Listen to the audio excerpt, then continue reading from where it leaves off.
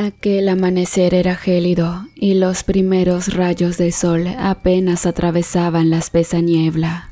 A lo lejos podía observarse montañas rocosas y la nada misma, aunque engañosas, pues escondidos en ella se encontraba todo un pelotón de rebeldes talibanes listos para atacar. No obstante, sobre este lado de la trinchera, impaciente se hallaba el teniente Jordan, jefe principal, quien estratégicamente ideaba los detalles para el último golpe contra el ejército islámico. Jordan lideraba hace meses la crucial misión en territorio asiático. Su propósito era erradicar finalmente el terrorismo en Medio Oriente. Una cruenta guerra que inició hace casi 30 años. Los últimos años habían sido fructuosos para el ejército pacifista. El grupo terrorista Al-Bastir finalmente pudo ser exterminado de Afganistán, mientras que la Retaba comenzó a ser considerada en la actualidad como una amenaza menor. Sus referentes habían sido localizados y eliminados prácticamente en su totalidad. Pero un dato recogido por la Agencia de Inteligencia norteamericana había detectado otro satélite terrorista. Esto llamó bastante la atención de la agencia, pues si bien aquella nación estaba geográficamente ubicada en una zona crítica, no pertenecía al grupo de países catalogados peligrosos. Al contrario, su gobierno integraba la Orden Mundial Pacifista, pero era más que obvio que algún grupo rebelde había sobrevivido y estaba asentando sus bases en el país de Asia Central. La célula había sido descubierta por una leve señal de un número telefónico encriptado, pero por más que sus dígitos no podían descifrarse, el grupo de inteligencia logró detectarlo a través de un programa ultrasecreto llamado Proyecto Focus. La CIA confiaba que la señal los iba a dirigir directamente hacia el responsable de las últimas muertes en Bagdad, por ende había mucha ansiedad por atraparlos. Entonces, de esta manera, se derivó la tarea del rastreo al batallón élite de la Marina liderados por el teniente Jordan. La noche anterior al ataque, Jordan reunió a sus hombres para idear la última misión a su cargo, la conquista de Cobra.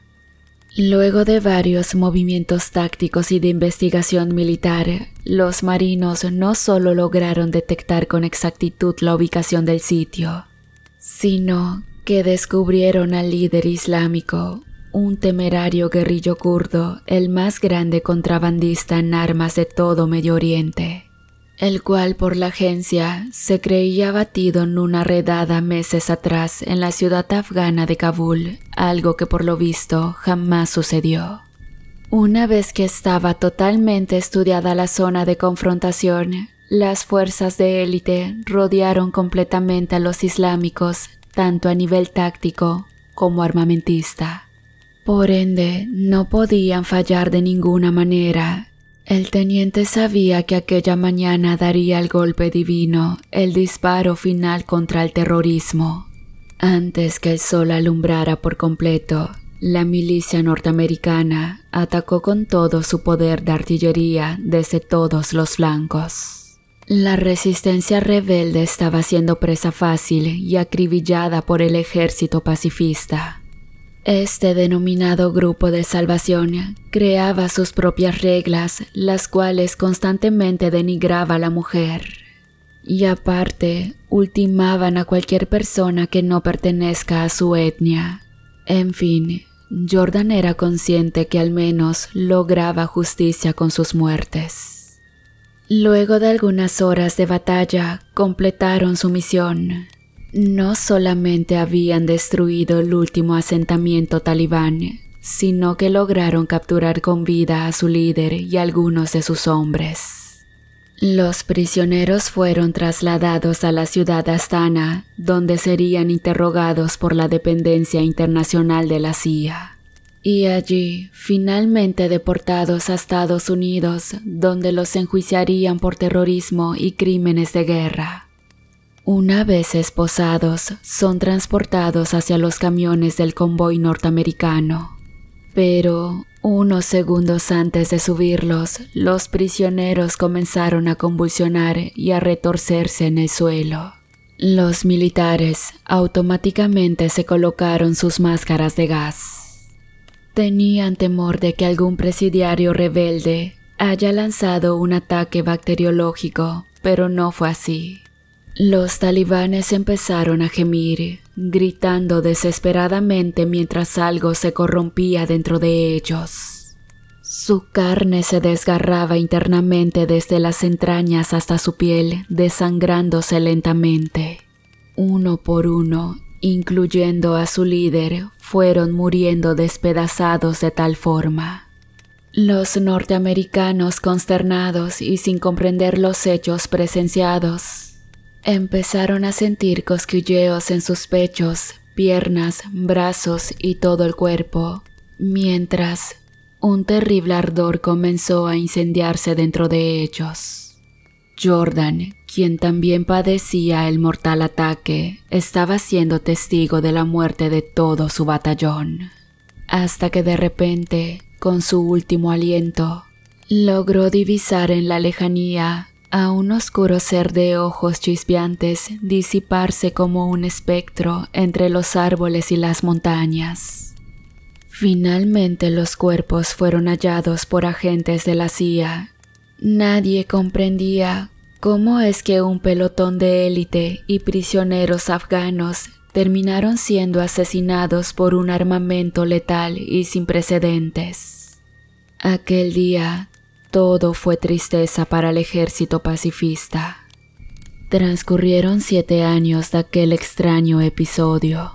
El Pentágono terminó cerrando el caso como muertes dudosas por armamento bacteriológico, culpando al grupo terrorista islámico como principal causante de los homicidios. Era obvio que en su momento la masacre fue hábilmente encubierta por la agencia CIA. A pesar de tantas especulaciones, este caso de igual manera marcaría el final de la guerra con el terrorismo. El talibán había caído y los marines fallecidos fueron condecorados y recordados como héroes. No obstante, los años continuaron pasando y a su paso el mundo había cambiado. Al no existir más el terrorismo bélico, la mayoría de los países que en un pasado no muy lejano eran considerados de alerta roja, no formaban más parte de ellos. Es más, hoy estas naciones reutilizaban al máximo sus recursos para ser ejes mundiales de turismo en la región. Parecía un mal chiste ver a estas naciones de esa manera, cuando tiempo atrás estaban en continuos conflictos con el mundo y la sociedad. Pittsburgh, Pensilvania, Estados Unidos. Peter se encontraba recostado sobre un sofá, observando detenidamente una vieja fotografía.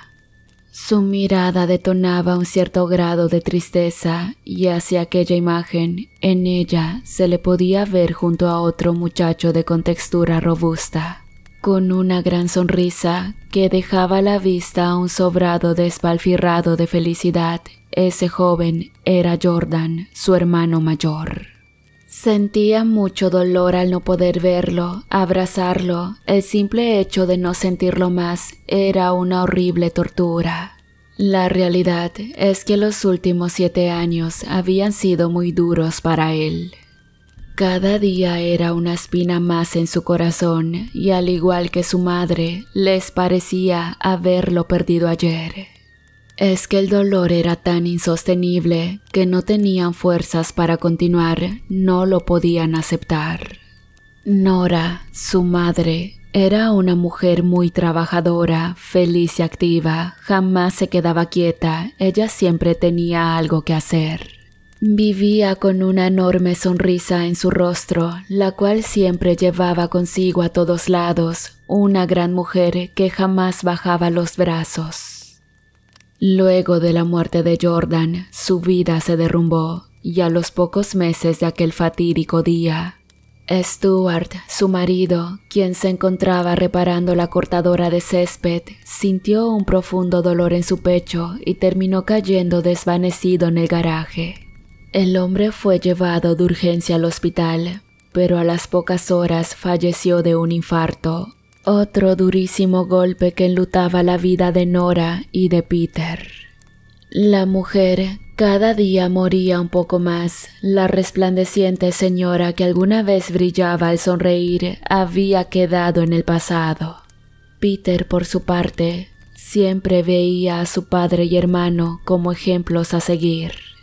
El gran apego que tenía hacia Jordan muchas veces lo hacía pensar en querer alistarse al ejército y así seguir sus pasos.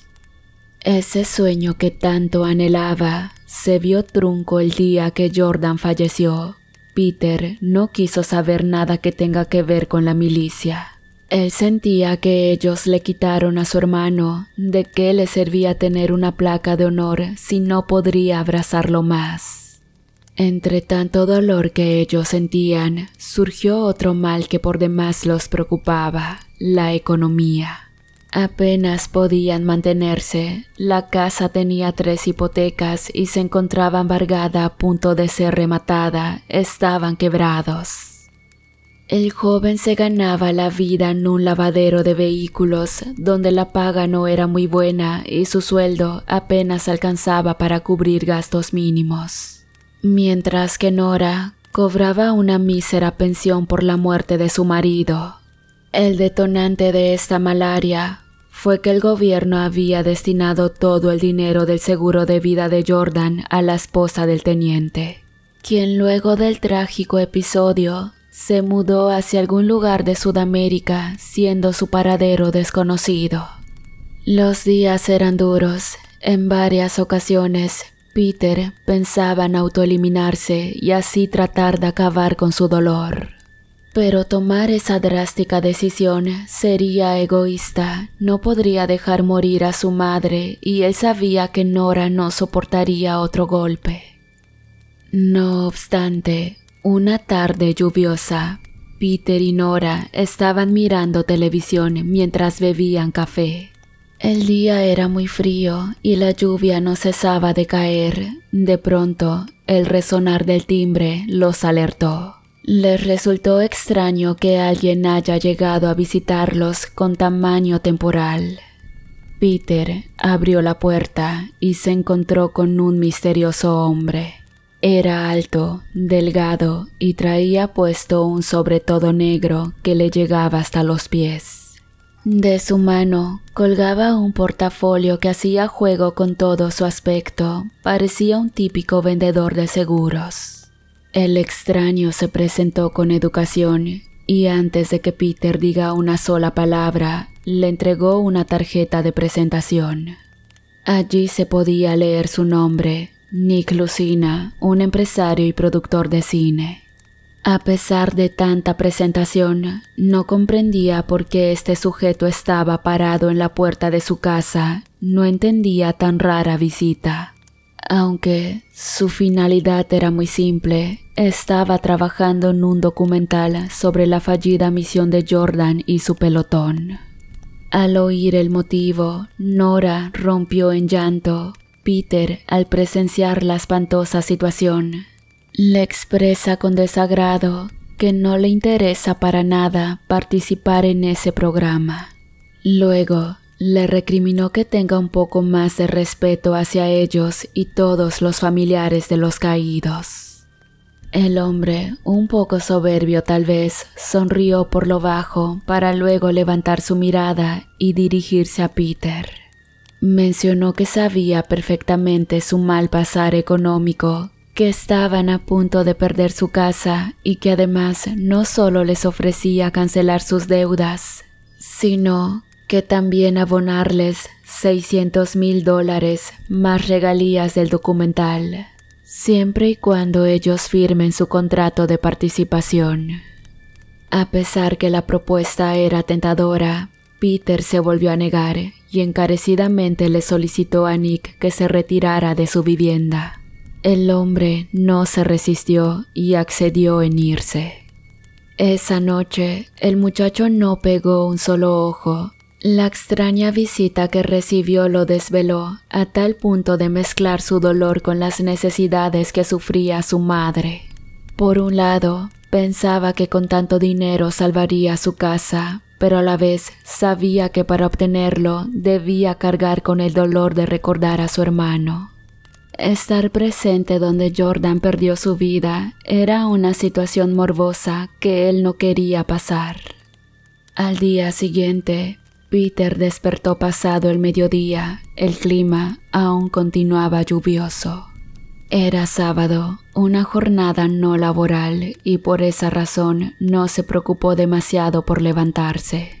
Lo que sí llamó su atención fue no encontrar a su madre despierta y aún más raro no ver el almuerzo en la mesa. Preocupado, se apresuró en llegar a su habitación y allí se encontró con la cama matrimonial vacía. Pero a un costado vio el cuerpo desvanecido de la mujer sobre el tapiz del alfombrado. Desesperado se lanzó sobre ella tomando su pulso, mientras que con una asustadiza voz realizaba inútiles intentos de querer despertarla. Entre sus nervios logró corroborar que aún respiraba, la tomó en sus andas y la cargó en el viejo automóvil directo al hospital. Allí fue atendida de urgencia y los médicos lograron estabilizar su estado. Pero le informaron al joven que ella había sufrido un colapso nervioso muy fuerte, el cual afectó directamente su corazón. La sufrida mujer necesitaba de manera urgente una intervención quirúrgica en su corazón para instalarle un aparato electrónico microscópico. Esto regularía las pulsaciones y evitaría futuros infartos. De lo contrario, no resistiría otro ataque más, teniendo altas posibilidades de morir. El único problema era que dicho aparato costaba cerca de $250,000, algo imposible para ellos. Peter, al oír esto, se retiró por unos minutos del establecimiento. Caminó en círculos mientras fumaba un cigarrillo, algo que solía hacer cuando estaba nervioso. Agarró su móvil y marcó el número de una tarjeta. Era la de Nick Lucina. Luego de un par de tonos de llamada, el hombre en cuestión atendió. Peter le explicó todo lo sucedido y le propuso aceptar realizar el viaje, pero con la condición de un adelanto de $250,000 para así poder abonar la operación de su madre. Nick accedió al petitorio del joven sin dudarlo, y ese mismo día el monto había sido transferido a una cuenta bancaria. Al día siguiente, Nora fue intervenida por el Dr. Alfred con gran éxito. A las semanas, 3 para ser exactos, Peter, Nick, el equipo de producción y los demás participantes del documental emprendieron destino al país asiático. El viaje fue largo y agotador. Lo más molesto, sin lugar de dudas, fue el radical cambio en la franja horaria. Alrededor de las 7 de la mañana arribaron a la ciudad de Astana, capital del país kazajo. Al llegar al hotel en el cual se hospedaría toda la delegación, inmediatamente son apresurados por el personal del programa, quienes los trasladaron al pueblo de Kashir, lugar donde se filmará el documental y sitio exacto de la tragedia. Mientras viajaban en 2 modernas camionetas, Peter sentía constantes hormigueos en su estómago y una comezón en sus extremidades que realmente lograba ponerlo nervioso. Todo allí le traía sus peores recuerdos y además era inexplicable la atmósfera negativa que envolvía el lugar. Ese primer día fue agotador. Entre las primeras tomas de filmación y las fotografías de promoción, la jornada se hizo interminable. Al regresar al hotel, Peter tomó unas pastillas antes de acostarse para dormir bien y no sufrir de insomnio. Fue así que esa noche el joven logró relajarse y al fin descansar, pero a la madrugada se despertó sobresaltado. Soñaba con su hermano Jordan, quien estaba siendo arrastrado hacia la oscuridad misma, y detrás de él podía verse una sombría silueta de la cual sobresalían unos ojos rojos y llameantes. Él se veía desesperado, gritando que se fuera de aquel lugar mientras desaparecía completamente en la oscuridad. Peter, temblando por los escalofríos, logró levantarse y caminar hacia el baño. Se empapó un poco la cara y luego de unos minutos regresó para tratar de conciliar el sueño, algo que jamás hizo. Esa mañana muy temprano, todos los participantes fueron despertados por el equipo de producción, desayunaron y continuaron con las grabaciones. Aquella mañana grabaron la sinopsis y la relación que tenían con sus fallecidos familiares, algo que por obviedad les producía desagrado a los participantes. Luego de las grabaciones, a media tarde, regresaron al hotel. Allí, Peter se distiende un poco y conoce algo más al grupo. Esa misma noche, mientras cenaban en el comedor de la hostería, los productores habían editado algunas imágenes y querían compartirlas con ellos. Fue así que fueron viendo uno por uno los prólogos de los chicos. Todo venía de maravilla hasta que llegó el turno de Peter. Todos allí notaron una extraña sombra oscura y 2 puntos rojos sobre su espalda. Esto paralizó al joven, quien no lograba comprender qué era lo que se divisaba en la pantalla. Pero además, esa imagen le recordaba demasiado a su pesadilla sufrida la noche anterior. Inmediatamente Nick y los productores trataron de calmar a los protagonistas, explicándoles que era un error de desenfoque del lente. Algo que sucedía muy a menudo, según ellos no había nada de qué preocuparse. Aunque esa respuesta para nada tranquilizó al perturbado joven. Los días restantes transcurrieron de la misma forma, jornadas extensas de trabajo y pésimas noches de pesadillas. Para colmo, todas con el mismo patrón. Jordan siendo arrastrado por esa extraña sombra de ojos rojos hacia el confín de la oscuridad. No obstante, para su suerte el último día de filmación había concluido. A las 11 horas de la mañana volverían hacia Estados Unidos. Eso, entre tanto dolor, hacía feliz al muchacho. Él no veía las horas de regresar con su madre y salir de ese lugar. Luego de que la alarma de su celular lo despertara, el joven, un poco estresado a estas alturas, intentó reconstruir su repetitivo sueño.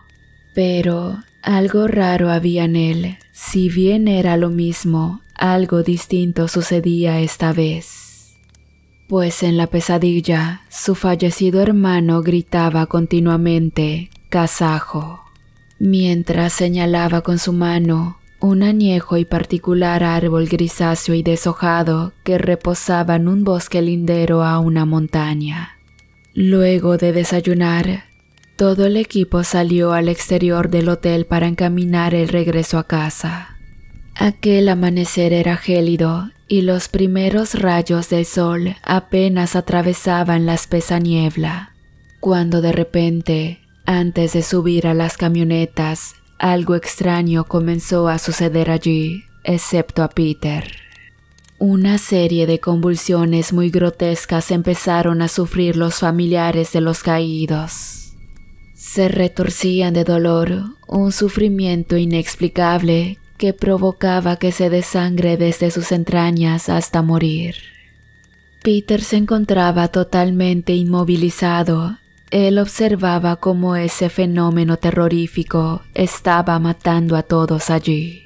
No entendía nada, y más aún cuando divisó sobre los árboles a esos chispeantes ojos rojos que tanto lo habían atemorizado. Un estado de adrenalina y de shock invadió su cuerpo y sin pensarlo comenzó a seguir a la tenebrosa sombra, la cual se adentraba en el bosque. Cada paso dado oscurecía más y más el ambiente, tanto como la noche. Al llegar a un claro, el joven observó un añoso y deshojado árbol grisáceo, el mismo que había soñado en su última noche. Se acercó con sigilo y mucho temor, pero con la suficiente valentía para hacerlo. Al estar a unos escasos metros, algo susurró sobre su espalda. Al girar, se encontró de frente cara a cara con esos tenebrosos ojos rojos. Estaba tan cerca que la silueta comenzó a resultar familiar. Su vestimenta era un atuendo familiar. Con temor, Peter cerró sus ojos y extendió su mano hacia el ente mientras hacía fuerza para no abrirlos. De pronto, percibió algo inexplicable, una sensación de paz dentro de tanto infierno. Al abrirlos observó con asombro que ese espectro que vagaba por el bosque era el espíritu de su hermano. Llorando lo abrazó con desconsuelo, implorando que le explique lo que estaba sucediendo. El espíritu le narró que el fatídico día de su muerte, un conjuro fue lanzado por un poderoso ente demoníaco llamado Shahra, más conocido como Kazajo, quien cientos de años en el pasado fue un sádico asesino serial de mujeres y niños. El maleante fue capturado y condenado a morir enterrado vivo en las arenas del desierto a la vista de todo el reino. Cuenta la leyenda que la noche anterior a su muerte, el asesino realizó un pacto con el diablo. Una deuda que hasta hace 7 años atrás seguía pagando al apropiarse de cada alma que ponía un solo pie en el desierto en que murió. Sus ojos eran rojos por la sangre que por siglos y siglos ha consumido, y el brillo de ellos es por el fuego infernal que habita en él. Peter, consternado, le preguntó por qué ahora ocupa el lugar de Shahra, y lo que recibió como respuesta lo dejó perturbado. Jordan, o lo que quedaba de él, le aseguró que el pacto entre el diablo y Kazajo no era eterno. Solo duraría 500 primaveras y este año el contrato llegaría a su fin. Hace exactamente 7 años que Kazajo no se alimentaba de almas. Su última víctima había sido justamente Jordan. La profecía señalaba que al cumplirse el pacto, su última alma torturada y asesinada tomaría su lugar. Entonces, el espíritu de Jordan heredaría ese diabólico trabajo. El único cambio que ocurrió en el negocio con el diablo fue solo una pauta. Sucedió que la perturbada alma de Jordan, al ver merodear a su hermano por ese territorio y temiendo saber su destino, le ofreció al mismísimo Señor Oscuro un nuevo tratado para salvar la vida de Peter. Lucifer aceptó, pero a cambio pidió que ocupara el lugar de Kazajo por toda la eternidad. Luego, Peter despertó recostado en un sofá. A su lado estaba Nora, quien lo miraba con cierto cansancio debido a los fuertes calmantes.